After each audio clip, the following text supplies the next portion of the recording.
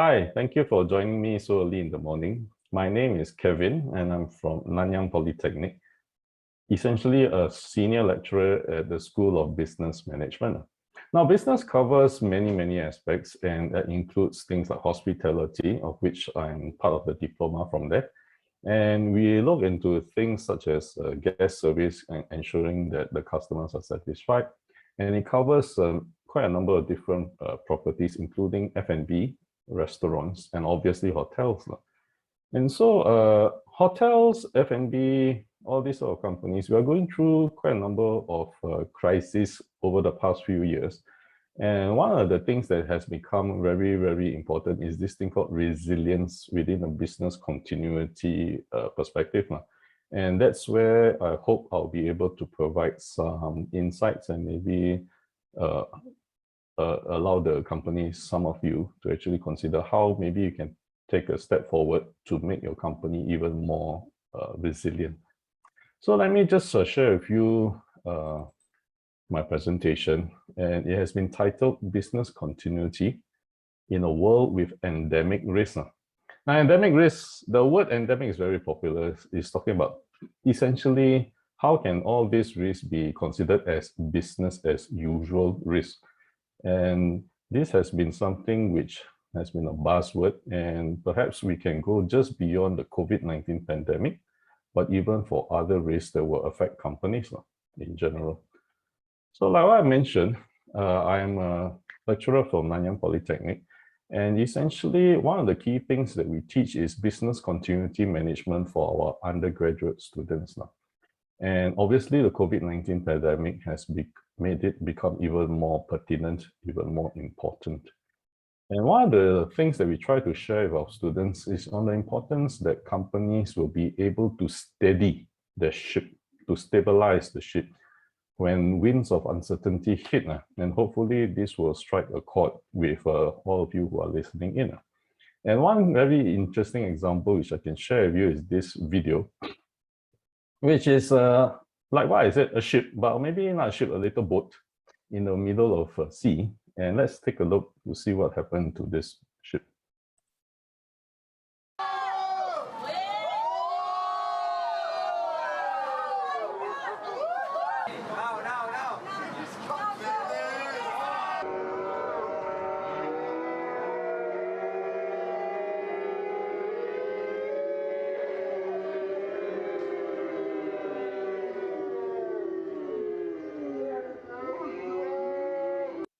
Now, if you want to call that a disruption, that's a real disruption.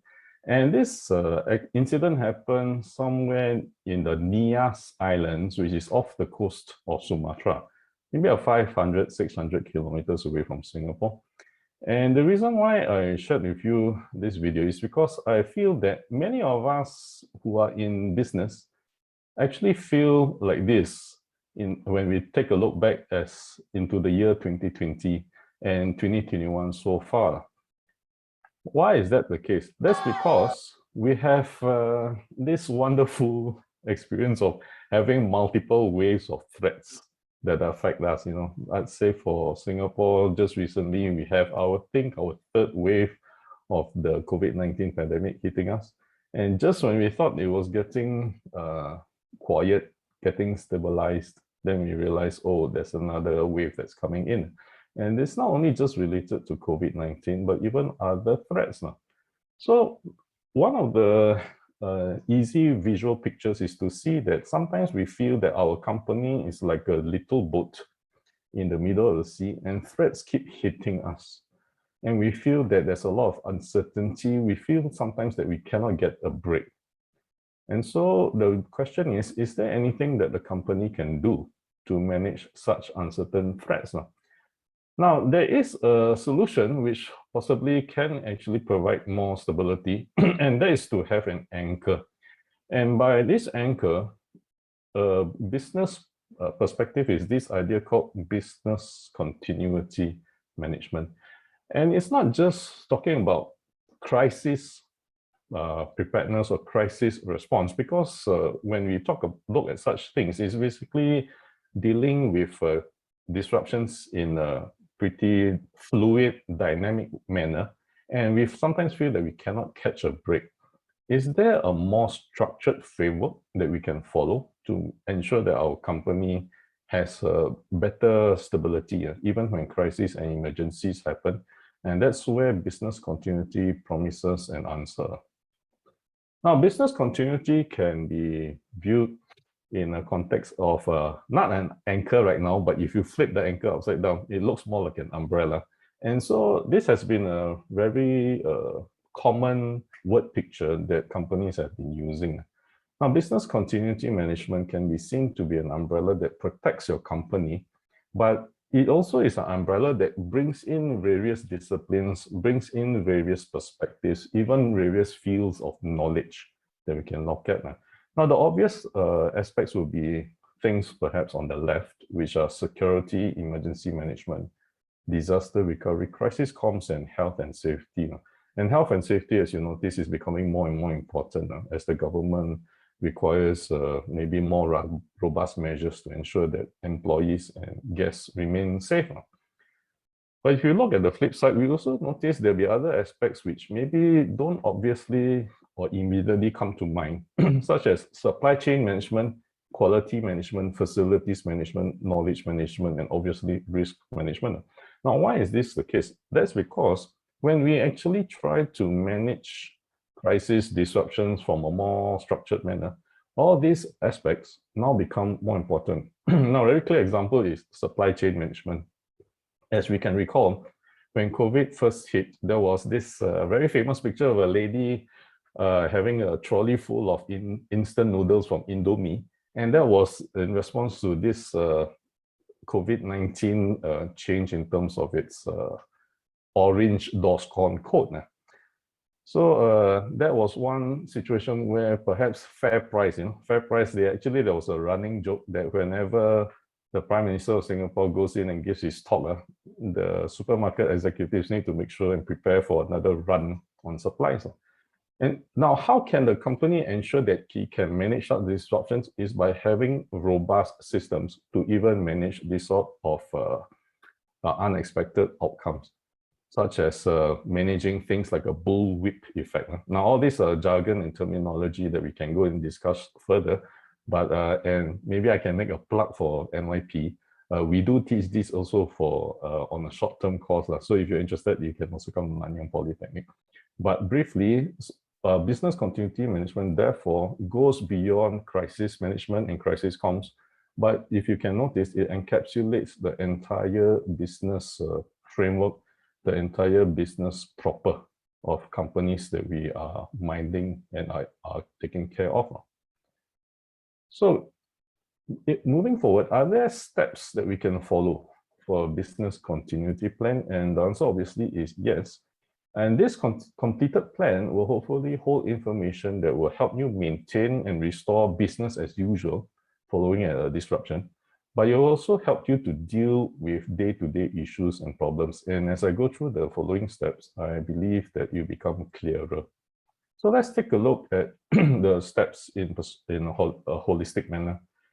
Now, this is taken from the Singapore Standards for Societal Security Business Continuity Management Systems, and it's a standard which is run by the ISO 22313, the 2013 edition. And if you can see that when we are looking at business continuity management, we want to ensure that we have planning and control of our companies. And you notice we don't start immediately with risk. We don't immediately start with plans to manage disruptions, but instead we try to understand what impact do we have on our business. So if you can see these steps here, it's actually going in a clockwise manner. We have about 4 main steps: business impact analysis, risk assessment. After that, we go to a strategy for our company. We will cascade this strategy into detailed procedures that we can follow. And after we have these procedures, we try to test them to see whether it works. And if there are gaps, we then try to update those plans. So let's take a look at business impact analysis for our first stage. Now, this can be taken in consideration from a perspective of hotel or restaurant, and we need to ask ourselves when we are actually doing this particular where is it most vulnerable? Where is your company most vulnerable as a hotel? Where is your company most vulnerable as a restaurant? And we have to take in consideration the key guests and the key stakeholders that we have, not only customers or guests, but especially your staff. And we have to ensure that vulnerabilities are at least identified upfront. And this is not only just talking about risks posed by COVID-19, pandemics, even terrorism threats, so on and so forth, but it's just asking ourselves, if there's anything that goes wrong for our company, where are we most vulnerable, regardless of threats? So this business impact analysis will help us determine the priority of these areas now, and we will do a scoring system to try and give us a gauge. So how can we try to do something like that? Well, we can consider three key aspects. One of the more important aspects is to ask ourselves, what is the impact that the service will have if a disruption occurs, and how does it affect guests or staff? Will your brand be damaged? Will there be a loss to your company? And obviously, if the impact is high or vital, then you assign it a higher weightage score. Whereas if it's not vital, obviously you give it a lower score, perhaps even a 1. The second factor that we need to look at is this thing called restoration priority. And it just means how fast must you be able to restore business for that service. So obviously, those which have to be responded in a very quick manner, that will attract a higher score, whereas those that can perhaps wait for 1 week or 2 weeks, that will be given a lower score. Now, the third factor for us to ask ourselves is there a backup plan for our company if this process goes down? And if so, how much of our usual company business processes can be covered by this alternative? So obviously, if we have no backup, then it will attract a very high score. Why? Because that means we are in great disruption potential here.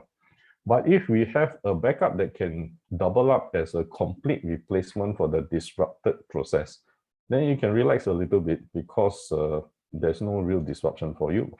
So that's how we can try to assign these scores, and we put it in a table. So if you use this table, you'll be able to notice perhaps, let's say for the hotel reception, we have the template giving us a score of 4, which is high, and 5 in terms of restoration priority, which means it has to be done in 2 hours or less. And we find that we have alternative of 3. And this gives us a score of 16. So how can we explain this? Now, firstly, as in life, there is no real set and model answer in that sense. But instead, it depends on your company's requirements and objectives. So let's use this as an example for a hypothetical hotel. A hotel which assumes that the reception service, especially the front desk, has an impact of 4, means that it's high but not vital. What does this mean? This means it is important, but you can live with a little of disruption, which might sound a bit strange, but let me go further to explain. The second part is the restoration priority. We need to get it running up as fast as possible though. So that's another thing. Even though it's high, we need to get it up and running quickly. So some people might ask, why is it so important for you to get it up quickly, but yet it's not vital? And this is where the alternative perhaps comes in. So a solution could be, even though our reception desk is closed, or maybe we lose the entire front desk team, we might have alternatives such as an automated check-in kiosk, or maybe even iPad check-in by guests themselves. So this means that an alternative assigned a figure of 3 assumes that such alternative systems can take 50% of daily check-ins. And because of that, it adjusts, and perhaps the loss of the reception is not as vital as it once would have been if there was no alternative. And so that's what I mean by the scoring being affected by the peculiarities of the company from which you belong to and your own priorities. So that's the first step that we need to do, which is called the business impact analysis. Now, the second thing that we need to do is this thing called risk assessment. And I guess this is something a bit more familiar with us. And essentially, the idea is to see where are we vulnerable. For example, the reception desk. What can cause this vulnerability? And in this case, we could explore things like COVID-19, power outages, even things like terrorist attacks, so on and so forth. And how do we try to ascertain this? Well, we could look at certain potential areas of vulnerability, such as the loss of staff. Let's take a look at loss of staff.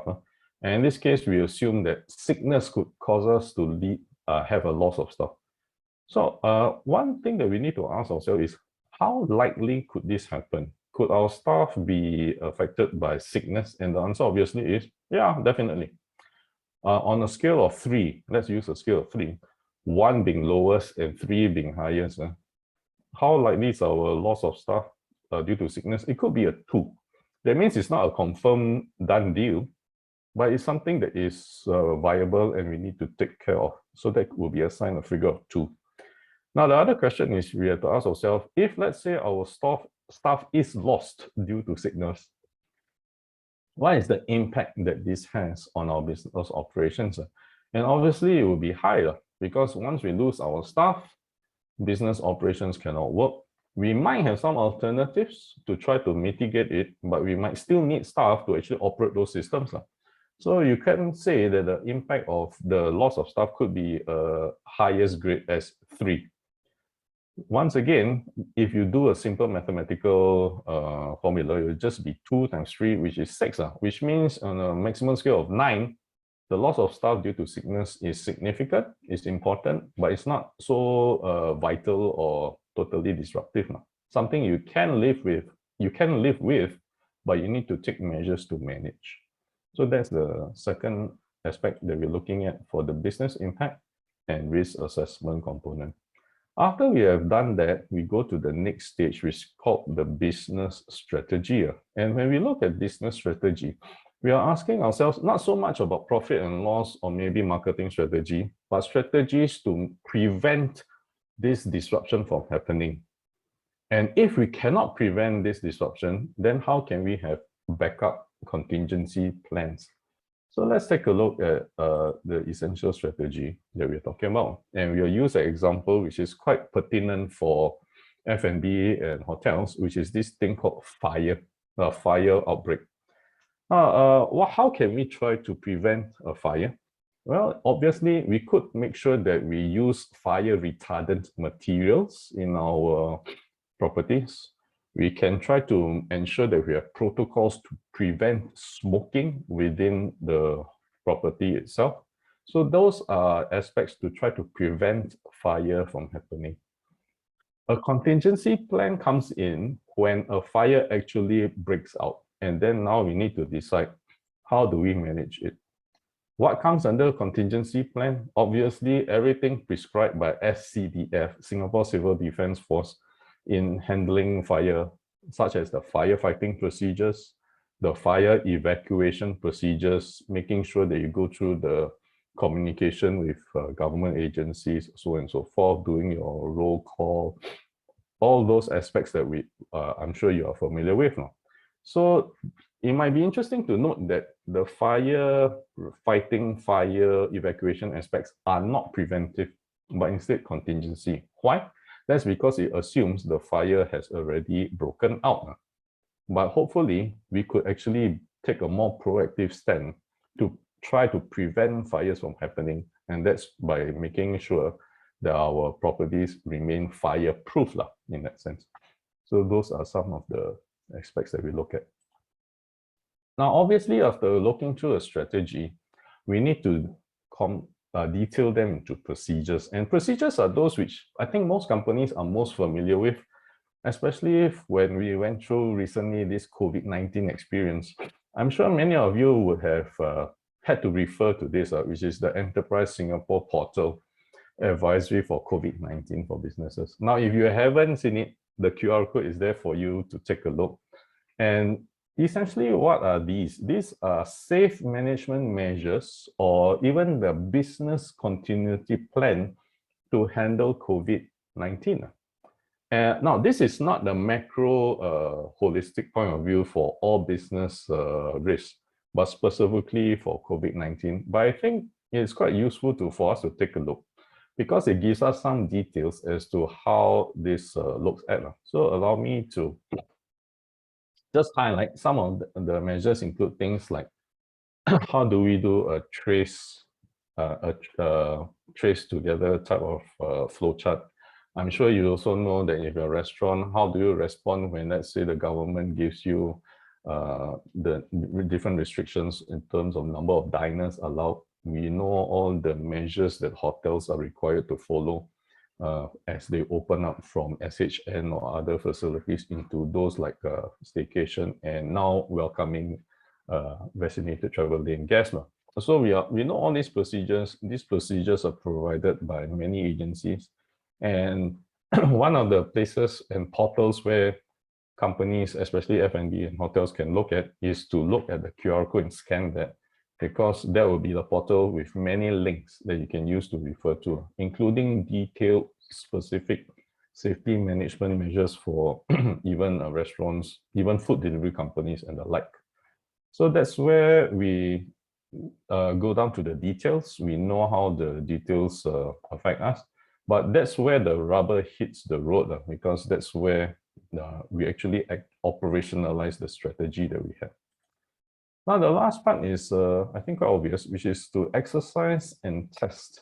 Why? Because it's no point having a plan where the majority of your staff do not know what's going on.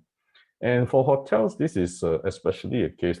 Now, why am I saying this? Because quite a number of years, I won't go into details, there was this hotel in Singapore which was on fire. And they activated all the usual procedures of evacuation. But very interestingly, the SCDF gave an account from its own perspective. And they said they received a call from one of the persons who was stuck in the hotel, although everyone has been evacuated. And this person called 995 and said, "Hi, I'm still stuck in this burning hotel, even though you have finished all evacuation procedures." And what happened was that the SCDF went to the room, they located the person and got the person out. Now, this would not have been surprising if this person was actually a guest. However, the person that the SCDF rescued was a hotel staff.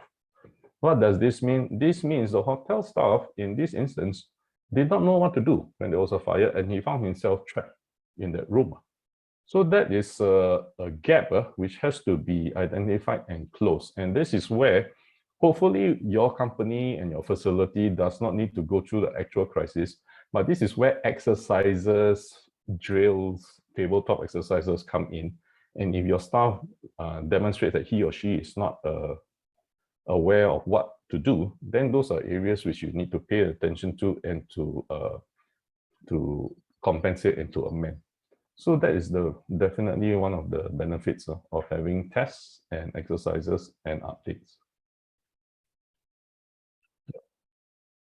So lastly, we have to make sure that the plan is tested. And like, why did I say that? That's because it's pointless having an out-of-date plan that is gathering dust on the shelf that is never used. Such plans just serve as useful documents. So it is very important that companies and management bear this in mind. Now, lastly, let's take a look at the man whose boat got clobbered at Nias. And it was quite interesting because they managed to locate him. And the good news was the boat was not destroyed. Now, it did lose its canopy and maybe part of the shelter over there. But the owner, he was very relieved. He said he cried when he lost his capital infrastructure, his boat. But then he smiled because he was relieved that no one got hurt. And essentially, I think that's the aim of business continuity. We might not totally prevent damage from our companies, but we can prevent the worst effects and the worst impacts if we have adopt a more prepared perspective, a more prepared approach. And ultimately, well, after all, people are most important, and we just want to keep as many people alive. So really, thank you so much for the opportunity to share with you. And I just want to thank you for your listening, and I just hope that it was useful for you and your company. If you have more questions and answers, perhaps you can drop a line, and I'll try to respond to you. Thank you very much.